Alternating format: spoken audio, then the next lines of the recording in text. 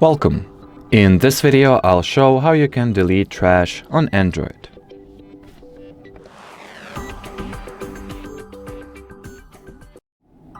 So the easiest generic method to get rid of trash, to perform the storage cleanup on any given Android device, is to use the Google Files app. So launch it if you already have it, or install it from the Google Play Store if you don't, of course. Here, open this side panel and go into the clean section. Here, this clean utility will scan and analyze your internal storage to look for those trash files that are apt for a deletion.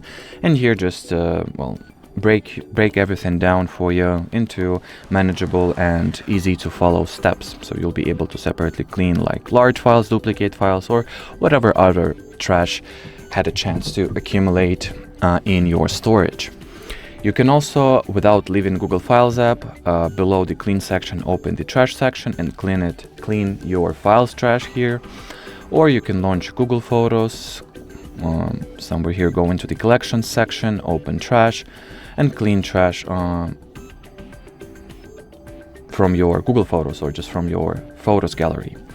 And well, as far as this video goes, that will be more or less it. So thanks for watching and bye-bye.